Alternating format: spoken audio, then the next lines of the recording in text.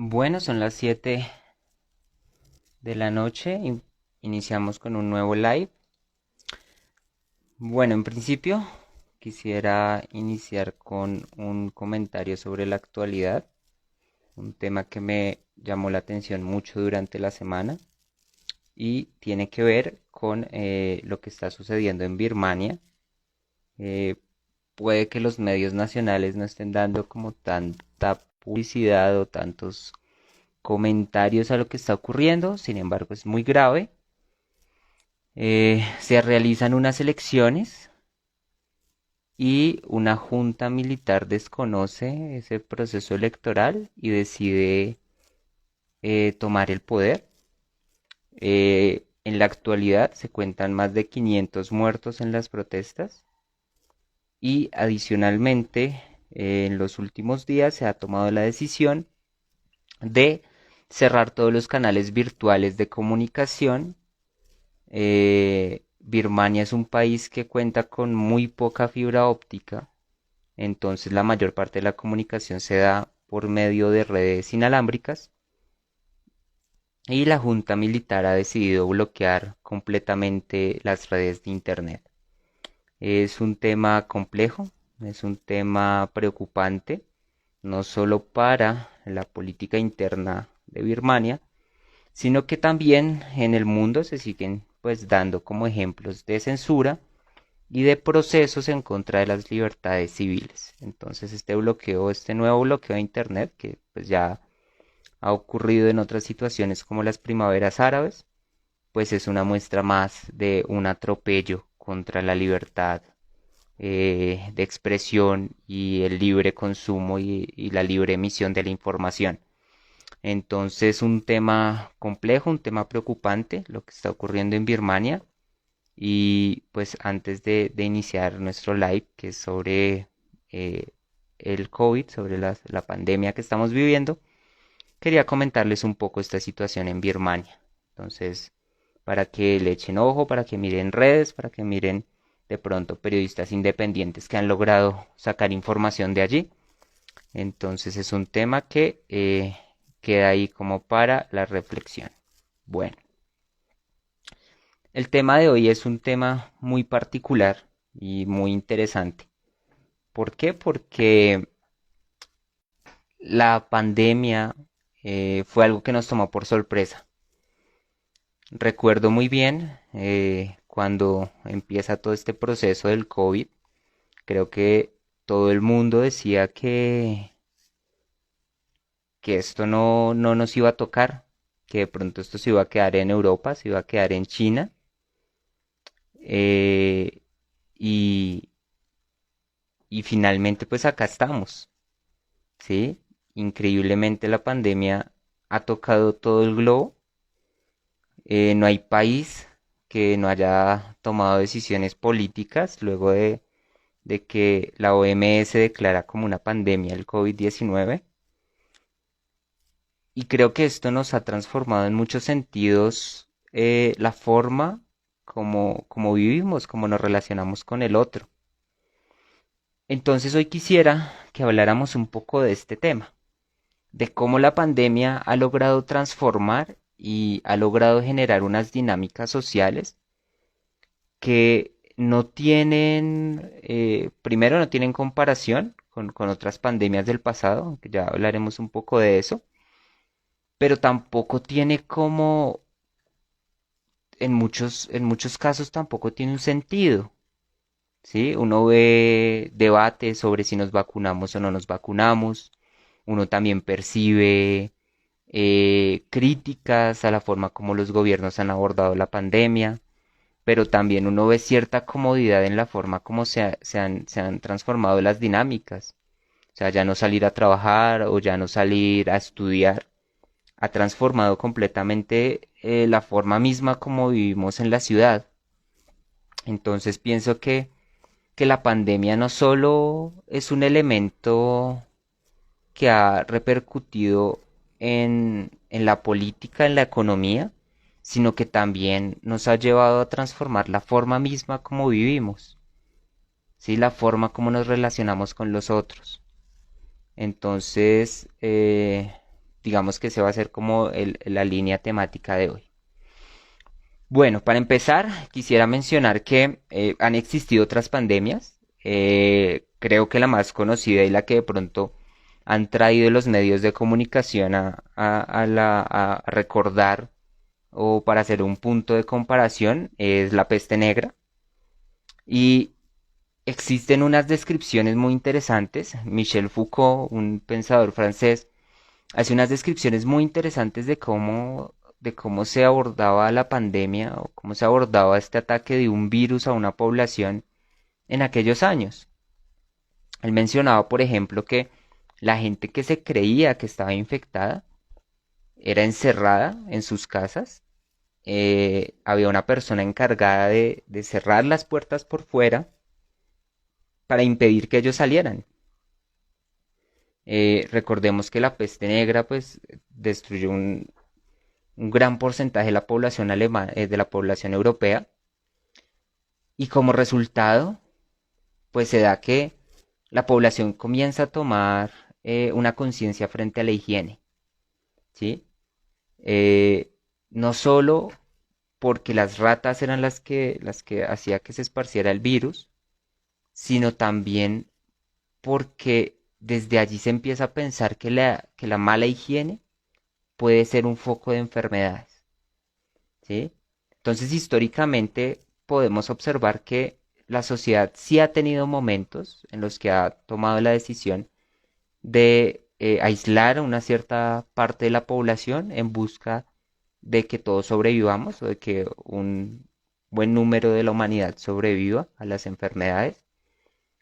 Y siempre el control ha sido entregado eh, a un mínimo porcentaje de la población que debe ser el encargado de no permitir que esas personas salgan. El salir, el socializar se convierte en algo prohibido, ¿sí? Y entonces en esta peste negra, como les contaba, la gente era encerrada en sus propias casas. Había una persona encargada de estar verificando que estuvieran vivos o que estuvieran muertos, de lanzarles comida por las ventanas. Sin embargo, esta persona que era encargada de esto no era un médico, no era un policía, era simplemente algo así como la persona menos indispensable de la comunidad. ¿Por qué? Porque era la persona que más se arriesgaba a contagiarse, ¿sí? Entonces pensemos que el rey o el médico que tenía los conocimientos no iba a ser la persona encargada de revisar a los enfermos. Simplemente lo iba a hacer alguien que no importara si se infecta, si se muere, ¿sí? Y pienso que esta descripción que hace Michel Foucault sobre la forma como nos relacionamos en torno a un peligro como una enfermedad, sí generó ese sentimiento de inseguridad frente a lo que no conocemos. En esa época, obviamente, la gente consideraba que era un pecado, que era como un castigo divino, ¿sí? Rezaban al principio. Sin embargo, dentro de las mismas iglesias se convirtió en un foco de infección al estar tan cerca unos de otros. La cantidad de sacerdotes muertos, por ejemplo, la cantidad de conventos que fueron prácticamente vaciados por la infección fue tanta que hubo un punto en el que la gente ya no sabía cómo enfrentar espiritualmente esa situación, ¿sí? Entonces es bien interesante ver cómo una enfermedad puede transformar completamente las dinámicas, cómo, cómo nos relacionamos con ese sentido de salud, ¿sí? Y cómo en cierto momento histórico eh, una enfermedad como la de la peste negra estuvo a punto de destruir completamente una civilización. Entonces, pienso que la comparación es absolutamente anacrónica en el sentido en que, pues, hoy contamos con otros medios, hoy contamos con otras políticas, pero si nos fijamos lo profundo de las decisiones políticas que se han tomado sobre la pandemia, son esencialmente las mismas. Aislamiento, atención por parte del Estado de ciertos enfermos y ciertos contextos sociales, pero, pero más allá de eso, no hemos logrado generar una crítica, así como la población durante la peste negra no la generó. Entonces, en ese sentido, pienso que sí se pueden comparar. Ahora, como les dije, la peste negra generó nuevas dinámicas, nuevas conductas, principalmente en términos de la higiene. ¿Sí? Entonces ahí hay un punto. La higiene emerge cuando este virus de la peste negra empieza a desaparecer.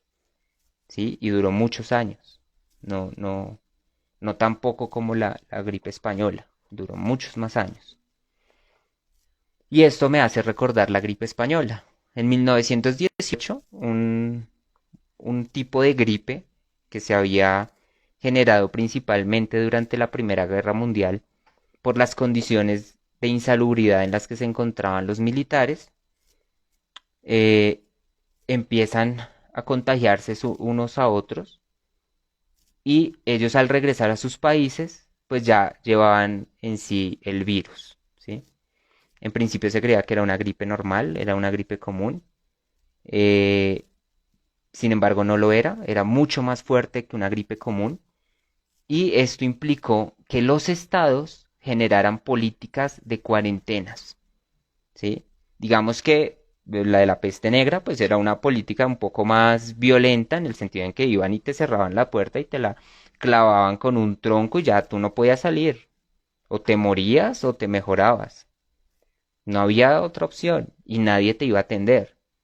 En 1918, pues la sociedad contaba con otros medios y con otras perspectivas y se declara cierre de colegios, se declara cierre de universidades, cierre de espacios públicos, que es básicamente pues lo que nosotros también vivimos, y un gran porcentaje de la población fallece en todo el mundo, Bogotá inclusive, si ustedes son curiosos y revisan el periódico o la hemeroteca del periódico El Tiempo, encontrarán publicidad sobre ese momento histórico en el que dicen pues las políticas, cómo cerraban los colegios, entonces uno empieza a ver publicidad sobre jarabes para la tos, sobre todo, o sea, cómo también uno empieza a identificar cómo se va liando una cosa con otra, ¿no? O sea, aparece el virus, aparece la enfermedad, pero al mismo tiempo en el mismo desarrollo de la dinámica social van apareciendo otros elementos que pueden ser medicamentos, mitos,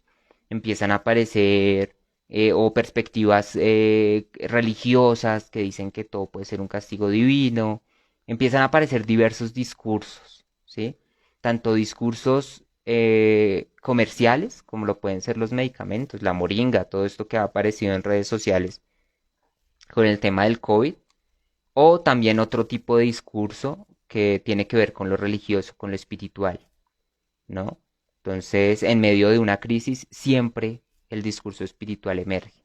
Y en 1918, pues no fue la excepción. Las cuarentenas se dieron, la gente estaba pues encerrada en sus casas y básicamente se identificaba al enfermo como un problema, ¿sí? Igual que lo hacemos hoy. O sea, si hoy tú vas en un transporte público, si tú estás en un salón de clase y alguien tose, eh, te asustas, ¿sí? Dices, caramba, me tengo que alejar de ese personaje porque me está dando señales de que no se siente bien, ¿sí?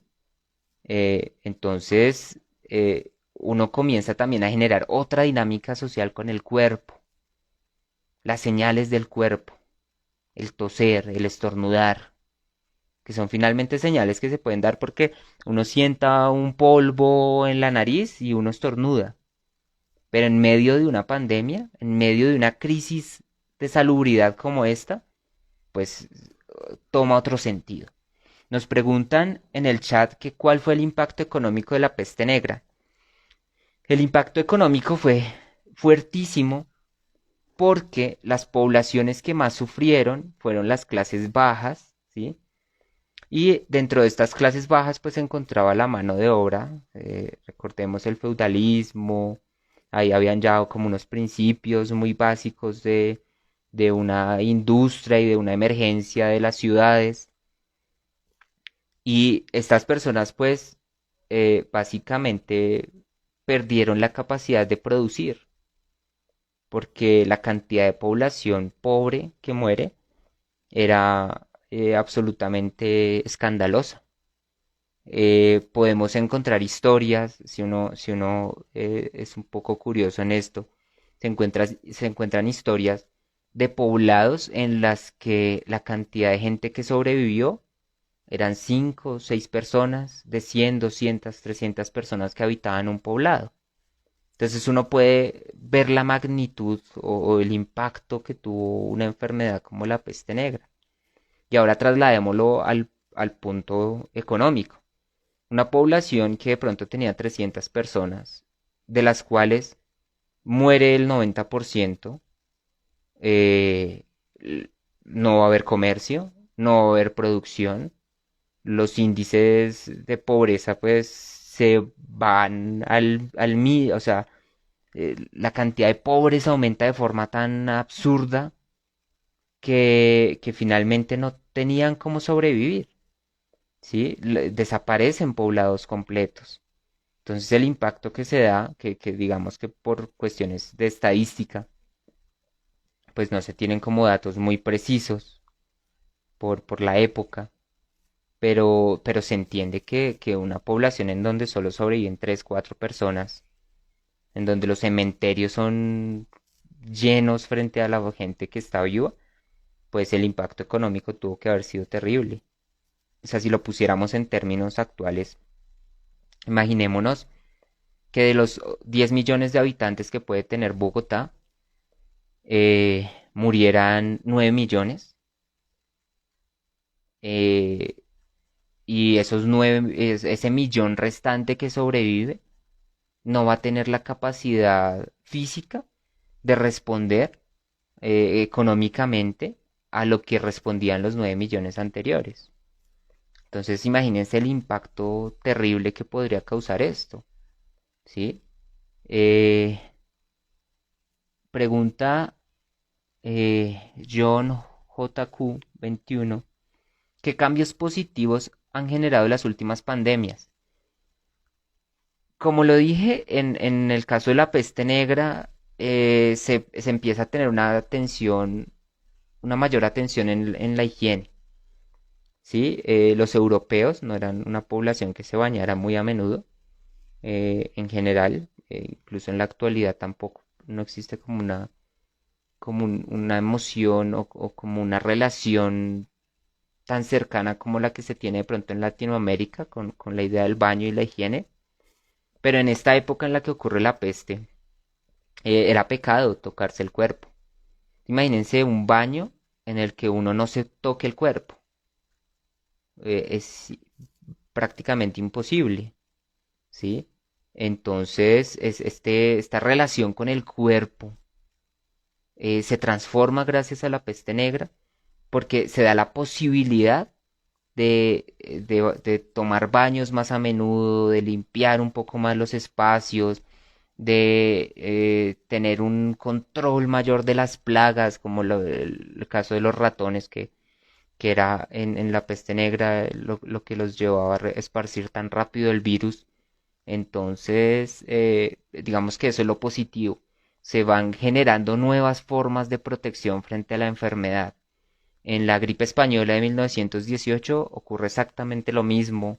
El lavado de manos, se empieza a generar esa idea en las escuelas, se empieza a tener un mayor control de las poblaciones enfermas de gripa en busca de que no esparzan el virus tan rápido como de pronto ocurría.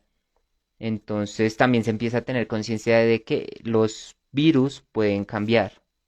O sea, la gripa se conocía, ¿sí? Pero precisamente el dilema en el que se pone la población cuando aparece la gripe española es que nada de lo que antes tomaban servía para curarla, ¿sí? Y era tan grave que el porcentaje de la población que muere es altísimo. Entonces, digamos que en ese sentido, eso es lo positivo que generan las pandemias. Preguntan que si un país aislado durante una pandemia tendría la ventaja económica y social en la pospandemia. Sí, claro, una mayor resistencia a una mayor resistencia a, al virus o una mayor protección frente al virus, pues va a generar que la población sea mucho más fuerte económicamente frente a otros mercados que puede que hayan sido golpeados. ¿Sí? Entonces pensemos, por ejemplo, en el golpe que está sufriendo en este momento Europa. Europa está absolutamente impulsada su economía por el Estado. O sea, el Estado es el que está invirtiendo invirtiendo dinero para poder mover la economía y frente a otras poblaciones de pronto en donde se buscó controlar más rápido la situación, el caso chino. O sea, China tuvo la capacidad de controlar el virus, tuvo la capacidad de limpiar la población, limpiar Wuhan del virus y seguir manteniendo controles para poder mantener su economía estable, ¿sí? Eh, y tiene la capacidad adicional de hacer una vacuna, vendérsela al mundo y ganar mucho dinero por medio de ese mercado. Entonces, tener una mejor forma de abordar una crisis como esta, sí va a generar que a la larga el país tenga una economía mucho más estable, ¿sí? Entonces, en el caso de la peste negra hubo poblados donde nunca llegó, ¿sí? Ellos se cerraron a recibir gente de otros poblados y empezaron a tomar decisiones rápidamente. Y esto hizo que sobrevivieran y que tuvieran muchas más posibilidades frente a otros poblados que se mantuvieron en crisis o que desaparecieron. Entonces, claramente sí hay una diferencia radical entre las decisiones que se pueden tomar con un país infectado a un país que la población se mantenga bajo un estado de salud, un buen estado de salud. Asimismo, como les comentaba en 1918, es la primera vez que se da de forma tan global, ¿no? O sea, uno encuentra recortes de prensa de Estados Unidos, de España, de América Latina. En América Latina el golpe también fue fuerte, pero generó esta idea de que teníamos que protegernos, de que teníamos que encerrarnos, de que teníamos que hacer caso a lo que nuestros gobernantes decían y, y sobre esto también se va generando una nueva idea, como les comentaba, de una relación con el cuerpo. Hoy pensar en una persona con gripa da miedo, da pánico, ¿sí? Que alguien te diga tengo gripa, te asusta. Y sabemos que el único virus que hay, pues no es el COVID. Más sin embargo, el imaginario que se genera alrededor de eso es que cualquier cosa es COVID, ¿sí? Entonces, la relación que se genera con el otro es de distancia. Entonces, esa idea del distanciamiento social, que de cierta forma es tan brutal, ¿sí? Porque el ser humano es absolutamente social, es absolutamente caluroso frente al otro en muchos sentidos, bien sea, digamos que en América Latina de pronto somos mucho más cercanos al otro que en otros países, pero finalmente dependemos de esa relación, ¿sí? Uno veía, por ejemplo, en Europa recién pudieron abrir bares, la gente salió en grupos enormes a compartir con sus amigos, porque hacía falta ese compartir, ¿sí? Pero esto mismo se vuelve en un foco de nuevos contagios. Entonces, si bien las personas que ya somos relativamente grandes, o inclusive los adolescentes, tenemos una relación, vamos a tener una relación más particular frente al otro, pensemos en los niños los más pequeños que no han generado esa relación con el otro y que están creciendo en un estado de miedo a un virus, de miedo a que no me puedo acercar al otro, no puedo tener un contacto físico con el otro, ¿sí? Y muchas veces pensamos que estas políticas pues son buenas, porque obviamente es bueno enseñarle a los niños que tengan cuidado en medio de una crisis como esta, pero de pronto no pensamos en las repercusiones que puede tener a la larga. Imagínense una sociedad en la que ya no haya contacto. Es terrible, ¿sí? Entonces, digamos que ese punto es bien complejo.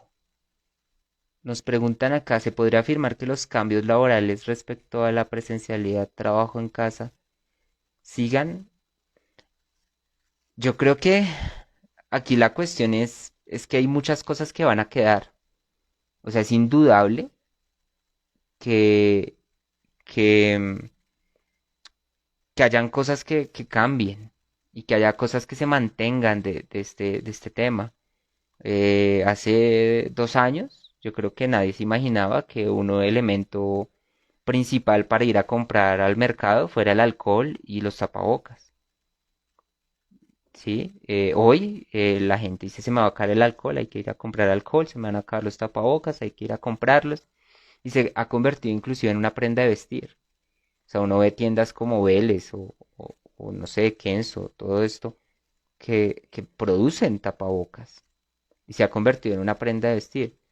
Respecto a la dinámica laboral, pienso que en muchos casos se puede mantener, porque muchas empresas han encontrado que es mucho más económico tener a la gente trabajando en casa que tenerlos en espacios alquilados, en espacios que no son propios, entonces se van a crear muchas empresas virtuales. Em, y al igual que la peste negra y al igual que la gripe española, pienso que se van a ir quedando cosas y se van a ir adhiriendo a la forma de ser, ¿sí? Entonces, pensemos que todas las dinámicas sociales que se van generando en medio de crisis se pueden mantener durante largo tiempo y se pueden crear nuevas conductas, ¿sí?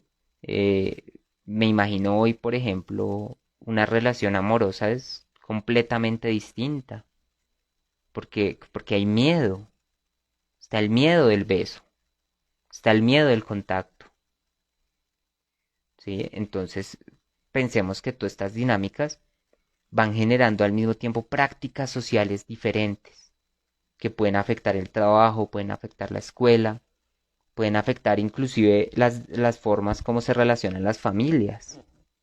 O sea, hoy escucho que hay familias que se reúnen por Zoom, ¿sí? Que de pronto antes se reunían en la casa de la abuela o en la casa de la tía y hoy sus reuniones son por Zoom. Entonces, esta suerte de distancia que se va generando entre uno y otro es bien compleja. No es un elemento tan sencillo de manejar, ¿sí? Entonces esto me recuerda mucho, por ejemplo, cuando empiezan los años 70 a surgir, bueno, aparecen los casos de VIH, la relación que se generaba frente a la idea de que el homosexual era el que tenía el virus, pues implicó que hubieran una serie de políticas de segregación y se generaran todas estas cuestiones de rechazo hacia la población homosexual, ¿sí? Aún cuando se encontraba que dentro de grupos heterosexuales había VIH. Sin embargo, la forma como la sociedad lee la enfermedad, o sea, desde el miedo, ¿sí? Y desde la idea de que es el otro descuidado el que se enferma, pues también genera rechazo, ¿sí? Entonces el VIH-Sida, pues generó un rechazo impresionante contra un grupo poblacional que no tenía la culpa. Finalmente, eh, la culpa era de la no existencia de protección frente a estas poblaciones, frente al desconocimiento de un virus que por ser una cuestión sexualizada, generaba cierto rechazo. Entonces, digamos que eso también fue generando una mirada muy de juicio, empezó a generar prejuicios contra la población sin que hubiera necesidad. Entonces, asimismo hay gente que hoy dice que le da miedo o le da pena decir que ha sufrido COVID o que ha tenido un familiar con COVID, como si fuera un pecado o como si fuera, como si hubiera algo malo en ello. Si finalmente no tiene nada de malo. O sea, finalmente es una enfermedad que está en la sociedad, que ya está en nuestra realidad y que tenemos que encontrar formas de afrontarla. Entonces, digamos que esa perspectiva que se da frente al discurso de la enfermedad, frente al discurso médico, también tiene que ver mucho con el miedo, porque es el miedo el que nos tuvo al principio de la pandemia, nos tuvo absolutamente encerrados. Sí, o sea, pensemos que cuando los infectados eran 100 o 200, estábamos completamente encerrados en nuestras casas. Uno miraba por las ventanas y no había nadie en las calles. Pero hoy, que el virus, que hay más probabilidades de contagiarse por salir a la calle, la gente sale normal, la gente está de viaje, la gente está en los centros comerciales, en las discotecas de rumba. Eso no tiene lógica. La lógica sería que hoy estuviéramos más encerrados que al principio. Pero démonos cuenta cómo la misma política nos va transformando la idea de miedo y cómo nos va moldeando y nos va acomodando a situaciones diferentes. Entonces, claro, cuando el miedo era que el virus entrara y cuando eso podía generar un colapso a nivel general porque la gente iba a sentir más miedo, nos encierran a todos y ya cuando la misma gente se cansa de estar encerrada, pues empiezan a generar políticas para que la gente salga. ¿Sí? Y finalmente, ¿a quién le interesa que uno salga o no salga? Al productor, al que vende, porque tiene que haber comercio, tienen que abrirse las salas de cine, tienen que abrirse los centros comerciales, ¿sí? Entonces pensemos que en este momento es cuando más deberíamos estar aislados y no al contrario, ¿sí? Pero también generó que la gente saliera a consumir en las calles. Entonces, una política como la que hubo acá en Colombia del día de sin IVA es absolutamente contraria a cualquier lógica. O sea, ¿cómo voy a generar un día para que la gente consuma más en medio de una crisis en la que el acercamiento al otro es lo que lo enferma? Eso no tiene ninguna razón de ser, ¿sí? Entonces, pienso que sí, nos deja cosas interesantes y nos deja cosas muy buenas para una reflexión en términos de la higiene. Hoy la gente se baña más las manos, hoy la gente tiene más cuidado con el alcohol, con el tapabocas, o sea, una política que debería ser de toda la vida de que si uno tenía gripa se pusiera el tapabocas para no contagiar al otro, que tuviéramos que tomarla solo bajo la idea de una pandemia, pues es triste, pero bueno, digamos que va a quedar como enseñanza. Pero al mismo tiempo nos ha generado una confianza total en quienes nos gobiernan. Eh, no dudamos, no criticamos. eh, si criticamos, nos ven de forma extraña. Entonces, por ejemplo, la crítica que existe en Europa a los encierros, a las cuarentenas, la gente de pronto en América Latina dice, hey, pero ¿cómo así?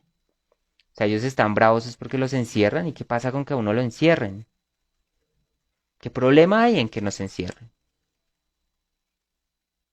Entonces el problema es precisamente la falta de una posición política frente a la idea del encierro. O sea, en América Latina, frente a una crisis humanitaria como la pobreza en medio de la pandemia, el desempleo actual, no hay una crítica a las decisiones de los gobiernos. ¿sí? O sea, es como si todo se lanzara a la suerte y todo fuera culpa de Dios o de una divinidad mágica y no de las personas que tomaron decisiones durante la pandemia. Es muy curioso ver cómo la falta de criterio o la falta de una lectura política de la situación genera más una posibilidad de ser más sumiso a las decisiones políticas. ¿Sí? O sea, las más grandes violaciones a la cuarentena se han dado por partidos de fútbol, por eventos de este tipo, pero inclusive no por protestas sociales. O sea, las protestas sociales desaparecieron. O sea, es como si no existiera la posibilidad de protestar por las decisiones que se están tomando en el gobierno. Entonces la pandemia también nos deja esto, nos deja una perspectiva de que la población frente al miedo es absolutamente sumisa, ¿sí? O sea, hay elementos de protección reales que podemos tomar frente al virus, pero, pero el miedo que genera esto ha implicado que la población no tome una decisión política clara, ¿sí? Entonces, pienso que ese es un lado negativo de la pandemia. Ha logrado dividir mucho a la población, la ha logrado aislar de causas políticas y ha logrado que se ensimisme, que el encierro no solo sea físico, sino que también sea en muchos casos mental. ¿Mm? Entonces uno ve, por ejemplo, no sé, la situación de los estudiantes universitarios, cómo ha caído en picada la asistencia a eventos académicos. Inclusive la participación dentro de las clases virtuales no es la que había antes en las aulas. Entonces, podremos pensar que la población que se está formando en este momento es la menos formada, es la menos profesional de la historia moderna, porque tal vez toman las clases dormidos, o toman las clases trabajando, o toman las clases mientras están jugando, mientras están haciendo cualquier otra cosa, y no le están prestando atención a su proceso de formación. Entonces, digamos que estas dinámicas también hay que sopesarlas, ¿sí? Nos preguntan acá, bueno, nos dicen, esta pandemia deja entrever que Estados Unidos cede terreno como potencia mundial y Europa se observa como una región débil. ¿Es correcta esta premisa?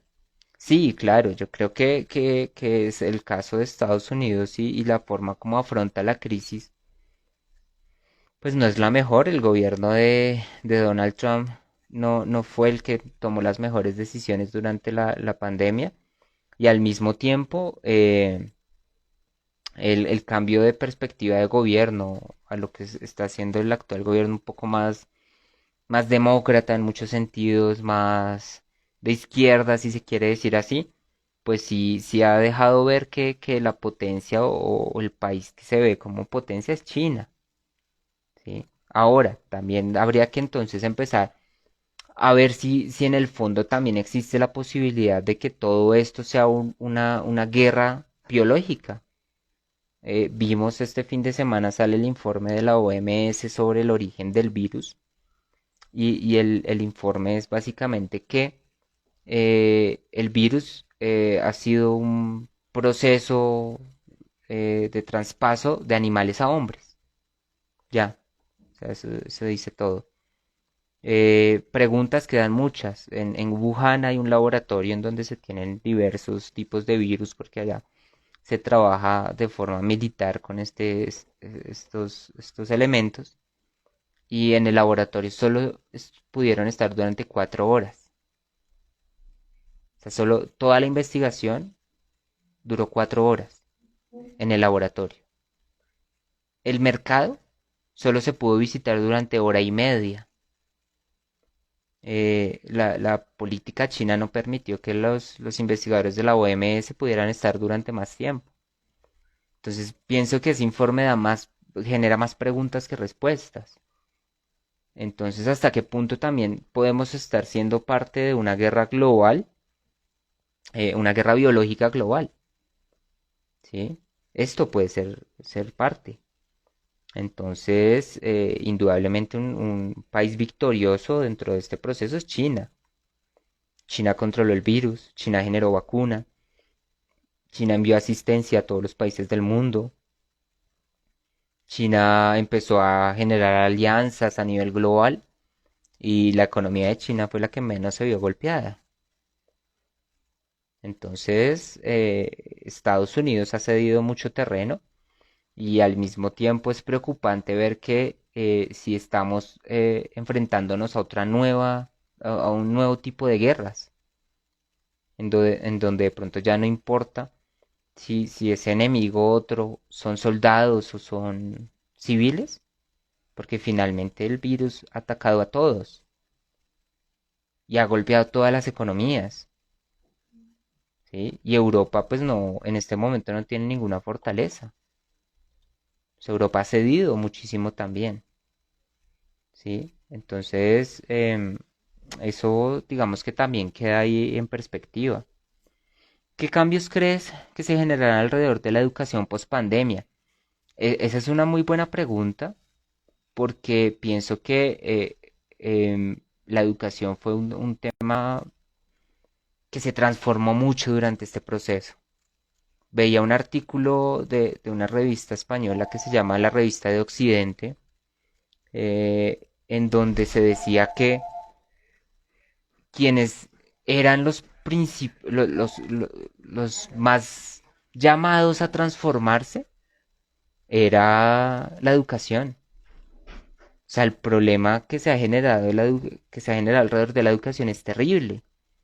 Eh, Países como Colombia, en donde no hay pues una cobertura del internet del 100%, en donde en muchas zonas del país pues, se va la luz, no hay agua potable, pues mucho menos iba a haber internet para generar procesos de educación virtual.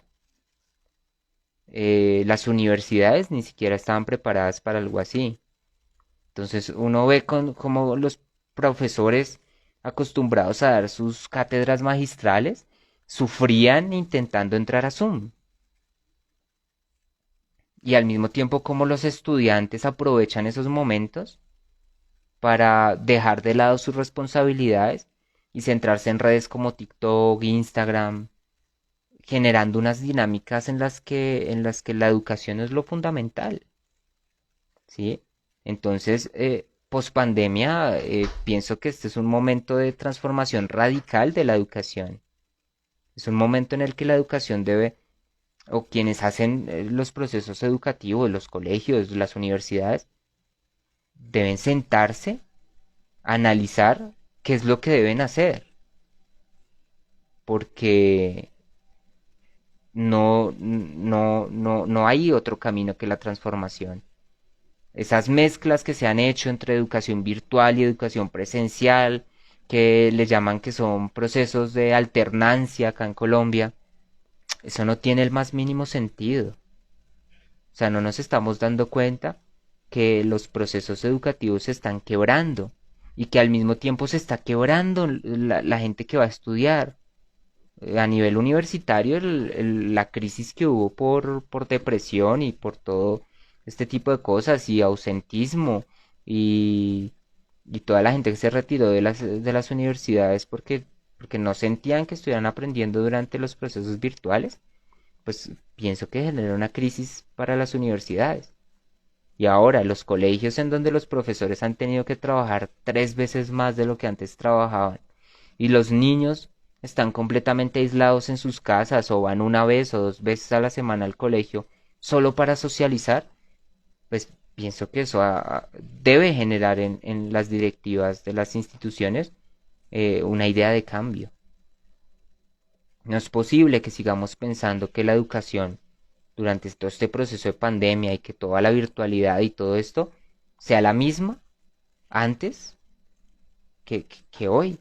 O sea, no puede ser la misma. No podemos seguir pensando en esa educación cómoda, en donde el docente lo sabe todo o en donde en el aula tenemos el control de todo. Ya no es posible pensar así.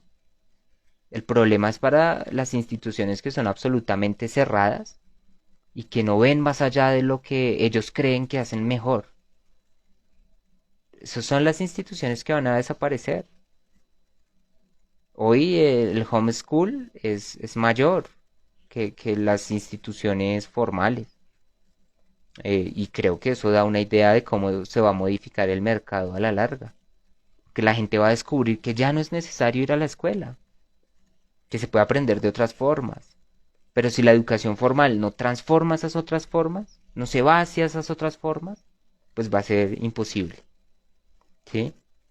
Entonces, bueno, hay varios comentarios. Eh, por ejemplo, dice las familias generando valores cuestionables frente a la responsabilidad y la honestidad. En términos de la educación, creo que la cosa ha cambiado mucho. O sea, el hecho de que alguien tenga la posibilidad de entrar a una reunión laboral en pijama, creo que ya modifica una dinámica. Ya genera una relación con el trabajo diferente. ¿Sí? O el hecho de que las empresas intenten tener el control absoluto de sus trabajadores en casa y que la casa termine siendo el lugar de trabajo, que genera otra dinámica. Entonces, por eso les decía que la crítica o la perspectiva crítica no solo debe ir en el sentido de criticar a los gobiernos, sino de criticar la forma como nosotros mismos hemos adoptado la dinámica. ¿Sí? O sea, las empresas en vez de ser más estrictas, deberían ser más flexibles, porque finalmente la flexibilidad es la que genera, en muchos casos, una mayor productividad. O sea, vemos como estructuras un poco más horizontales que verticales como Google y Facebook y todo esto, tienen otras formas de ver el trabajo, ¿sí? Pero hoy conozco muchas personas, e incluso lo viví, en donde el trabajo era horrible. O sea, estar constantemente, sentirse vigilado, sentirse controlado en el espacio personal, todo porque hay que trabajar en casa, es terrible. Pero frente a eso no hay la mayor crítica. Y la gente pues tenía que seguir trabajando, porque si no trabajaban, pues quedarse sin trabajo en medio de la pandemia, pues es peor. ¿Sí? Entonces, pensemos que en términos económicos, todos los países han sufrido. Digamos que China se ve como el más resistente, el más potente frente al resto, porque ha logrado hacer unos procesos muy particulares. ¿Sí? También porque está acostumbrado a enfrentar a este tipo de enfermedades. O sea, en China ocurre constantemente. ¿Sí? En China no ocurre una vez, dos veces, no. Allá constantemente aparecen enfermedades y tienen que controlarlas y tienen que haber todos unos procesos de control poblacional por todo lo que sucede dentro de China. Pero todos han sufrido. Términos económicos. Términos sociales, la relación que hemos ido generando con el otro. Ya no nos sentimos cómodos con el otro. La relación entre los cuerpos ha cambiado. La forma misma en que nos comunicamos. O sea, las modificaciones que han habido en las prácticas sociales son inmensas. ¿Sí? Entonces, sobre eso hay que preguntarnos cosas. Sobre eso hay que cuestionarnos. ¿Sí? Hay que empezar a analizar qué es lo que de pronto queremos dejar post pandemia. O de pronto pensar inclusive que estamos enfrentados, como lo dijo Angela Merkel hace unos días, que estamos ya inmersos en una serie de pandemias sucesivas. O sea, Angela Merkel decía es que esto ya no es el COVID, esto ya es el COVID y sus 2000 modificaciones nuevas. Y cada día es una pandemia diferente. Entonces cada día aparece una versión diferente del virus y que finalmente nadie sabe cómo abordarla.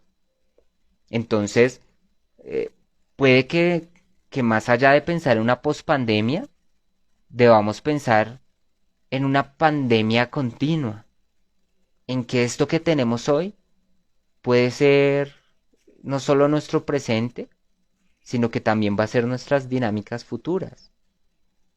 Y por eso creo que lo que nos invita a este tipo de hechos es a pensarnos y a decir a nosotros mismos es, bueno, ¿y qué podemos hacer frente a esto? ¿Cómo nos transformamos sin perder lo positivo del pasado? ¿Sí? Y vuelvo, digamos, al tema educativo. ¿Cómo hacer que los niños que están aprendiendo a socializar no pierdan la capacidad de socializar por culpa de un virus? O sea, el miedo que genera es terrible, pero al mismo tiempo las pérdidas que estamos teniendo en términos de sociales también son terribles, ¿sí? Entonces, pensar en cómo un niño ve la realidad eh, y cómo un niño la va a ver cuando sea grande. Si este miedo va a ser eterno, va a ser continuo, como lo mencionaba Angela Merkel, pues muchas personas no van a desarrollar habilidades de socialización. Se van a quedar en que sus relaciones con su familia. Pero sabemos que eso no es suficiente. ¿Sí? Y lo mismo en otros tantos campos. Las empresas tienen que cambiar el chip de la forma como ven a sus empleados. Es que no son dueños del tiempo del empleado. ¿Sí? O sea, el empleado ofrece también un servicio y la empresa lo compra. La relación tiene que ser más horizontal. ¿Sí? Entonces, como dice la UPES, la capacidad de adaptación debe ser eje de todas las dinámicas sociales. Y es así. Tenemos que adaptarnos a las situaciones, pero tenemos que también ser críticos frente a las adaptaciones que nos intentan insertar a la fuerza. Entonces, en las dinámicas laborales, la posición del empleador y la posición del empleado tienen que ser fundamentales para tomar decisiones. Es que nadie lo puede obligar a uno a hacer algo que uno no quiera. Tiene que haber una relación, tiene que haber un diálogo, ¿sí? Y pienso que uno de los sectores más golpeados, el sector educativo, ha sido tremendamente golpeado en términos laborales. O sea, los docentes han perdido muchos derechos, ¿sí? Y, es terrible, porque esto va a generar un precedente y esto va a generar una costumbre. Entonces, pensar en eso. Pensemos en todo lo que ha pasado con la pobreza. O sea, la desigualdad ha aumentado durante esta época. Y la gente cada vez más pobre, pues va a tener menos oportunidades de sobrevivir a esto. O sea, no es lo mismo uno estar internado en una UCI de un hospital finísimo del norte, acá en Bogotá, que de pronto estar en un hospital público del sur. No es lo mismo. Y las desigualdades también se marcan en estos tiempos. ¿Sí? Si yo estoy en medio de la peste negra y yo soy el rey, pues voy a mantenerme más aislado que el resto de la población. Pero si al campesino le toca salir a trabajar, le toca socializar con el otro campesino para poder producir, porque él solo no trabaja la tierra, la trabaja en conjunto. El rey no hace nada en conjunto, ¿sí? Entonces, cuando salen todas estas publicidades de personas famosísimas que tienen COVID, pues en su mayoría sobreviven. No en todos los casos, pero en su mayoría han sobrevivido. Pero no se tienen datos en términos de estrato social de cuál ha sido de pronto el estrato más golpeado durante la pandemia. En términos de muertes, en términos reales. ¿Sí? Entonces, pensemos que la pandemia también ha develado un poco la situación real de la población. No es lo mismo una población desnutrida y que llegue un virus y los ataque a una población de pronto que sale, tiene la capacidad o tiene el tiempo de salir a hacer deporte, de alimentarse bien, de dormir bien, ¿sí? Entonces pensemos que las desigualdades sociales también marcan unas dinámicas sociales y también generan una idea de sentirse bien. O sea, el pobre de pronto no tiene derecho a sentirse bien por ser pobre. Entonces, la pandemia genera una marcación de cómo funciona la sociedad, de qué tan desigual es y de qué tanta capacidad tenemos de adaptación y de qué tanta capacidad tenemos de sobrevivir a situaciones difíciles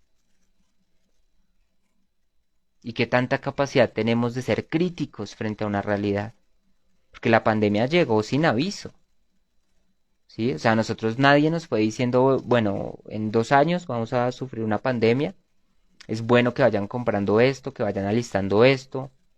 No, o sea, recuerdo perfectamente que en el lugar en el que antes trabajaba, nos dijeron un día descarguen esta aplicación, hagan unas pruebas con sus compañeros y a sus casas.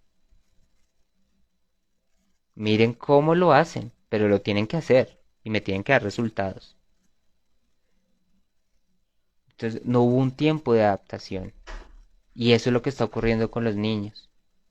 Los niños no están teniendo un tiempo de adaptación en el que les podamos decir que el otro no, que el problema no es el otro, ¿sí? Sí, que hay un virus, pero esto no debe impedir que nos relacionemos con el otro, porque si no estas generaciones van a ser, van a generar dinámicas terribles, o sea, un individualismo radical, porque eso es lo que están viendo en ese individualismo la realidad. Entonces, pienso que hablar de la pandemia y reflexionar sobre la cuestión de la pandemia es importante porque mucho se habla de ello, pero de pronto poco se analiza a profundidad. Nos botan cifras. Todos los días el presidente y Duque no es el único que hace eso. En otros países los presidentes también están haciendo ese mismo espacio de comunicación. Pero nos botan cifras y nos dicen los contagiados fueron tantos, los vacunados fueron tantos, los muertos fueron tantos, el porcentaje es tanto, tal, pero nadie nos explica qué significa eso. Nadie. Y no lo entendemos. Y la población tiene miedo. Hace algún tiempo le decía a un taxista, le decía la gente va a sentir más miedo cuando sienta más cerca el virus. ¿Y cómo lo van a sentir más cerca? Cuando empiecen a saber que sus primos, sus hermanos, sus papás estén infectados o mueran. Y la gente va a decir, momento, es real. Pero si sumamos eso, o sea, sumamos a que familiares cercanos estén enfermos, con una idea de miedo, tenemos el control total de la población. O sea, no es gratuito que en un texto que se llama Vigilar y Castigar, que es del pensador francés Michel Foucault, que él dijera que finalmente el médico y el cura son a las únicas personas que nadie les miente. El cura cuando uno va a confesarse y el médico cuando uno va a una atención. Uno le dice todo. No, si tuve relaciones, con quién tuve relaciones, a qué horas lo que él pregunte uno se lo dice. Y la enfermedad, toda esa idea de lo clínico, de lo médico, genera esta relación. Y también da la posibilidad de generar este miedo. Y este miedo es el que genera control. Y el control, a veces podemos pensar que el control de pronto es solo tenernos encerrados, pero no. El control es que el Estado decida cuándo nos encierra o cuándo nos deja salir. ¿Sí? Entonces, si el Estado dice esta semana vamos a tener las carreteras abiertas y vamos a permitir el flujo, pero en ciertas regiones va a haber cuarentenas, pues lo que está diciendo es, hey, tranquilos que yo los voy a dejar salir a donde yo quiera que salgan y de la forma que yo quiera. No bajo la idea de una conciencia frente a la enfermedad, sino bajo la idea de un miedo a la enfermedad. Y son relaciones diferentes. Si yo tengo conciencia de la enfermedad, yo salgo y estoy protegido, no hay problema. O mantengo la distancia, no hay problema. Pero si salgo con miedo, tomo distancia porque sí, me alejo porque sí, eh, tomo X camino porque sí, por el miedo, no por una acción racionalizada, no por una acción consciente frente al papel de la enfermedad y frente a lo que yo pueda hacer contra la enfermedad. Entonces, la pandemia también es un hecho de aprovechamiento político, en muchos casos. Muchas decisiones se han tomado gracias a la pandemia. O sea, que los estados declararan toques de queda, que los estados declararan militarizaciones, que los estados declararan, o sea, una serie de políticas que ni siquiera tienen que ver en sí con el control de la pandemia, sino con el control de la población, pues termina siendo terrible. Durante la pandemia no dejaron de morir líderes sociales. Eso no paró. Curioso, ¿no? Durante la pandemia no dejaron de haber pobres.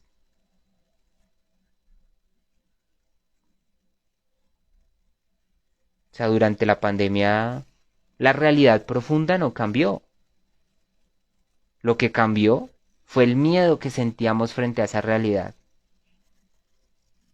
Y es ahí donde es necesaria una posición crítica. ¿Sí? Entonces, iniciaba esta conversación sobre la pandemia hablando de Birmania, porque lo que está ocurriendo allá es terrible. O sea, el control que hay frente a la información, frente a todo esto, uno dice es terrible. Pero es el mismo control que nosotros vivimos durante la pandemia. Porque ¿quiénes eran nuestros canales de información? Los canales oficiales. O sea, la lucha contra los canales no oficiales fue terrible. Y claro, hay información falsa y hay que luchar contra la información falsa. Pero al mismo tiempo aparece la idea de que toda la información que no sea oficial es falsa. ¿Sí? Entonces, pensemos que la pandemia no es solo esa declaración del miedo a una enfermedad, sino que la pandemia va más allá de eso. Es un control sobre los cuerpos. Es la puesta en práctica de ejercicios de control a nivel global. Porque así se hizo. Entonces, el nivel de conciencia que tengamos frente a ese control es importante. Porque el problema no es el control en sí. El problema es qué capacidad tenemos nosotros de incidir contra ese control. Y en muchos casos es mínima. Entonces, los invito a esa reflexión, a que en sus familias, en sus contextos, con sus hijos pequeños, generen también una reflexión frente a eso, porque hemos perdido muchas cosas y en muchas otras no se sabe qué hacer. La educación, la economía, la política. Imaginémonos unas elecciones en un país como Colombia en medio de una pandemia, en donde pueden usar los recursos de la salud a favor o en contra de X o Y candidato. Puede ser terrible. Entonces de pronto si en cierta población están apoyando a X candidato, les reducimos los rubros en salubridad y ya les quitamos las ganas de ir a votar. Entonces, la pandemia no es solo la enfermedad, es todo lo que lleva alrededor de eso. Entonces pienso que por eso era importante que conversáramos sobre esta realidad que nos está rodeando y que constantemente nos lleva a llevar cambios, a cambiar dinámicas, a ver de otra forma nuestras relaciones. Espero que les haya gustado esta conversación. Como bien saben, todos los jueves estamos conversando sobre diferentes temas. Hoy fue la pandemia, la anterior fue sobre los medios de comunicación. Ya les iré informando en mis redes sobre cuál va a ser la próxima conversación. Y bueno, varias personas se han comunicado, han conversado acá y pues muy chévere que el espacio siga creciendo. Gracias a todos y nos vemos en el otro jueves. Nos vemos el otro jueves hablando un poco más de la realidad. Gracias a todos y todas. Un abrazo.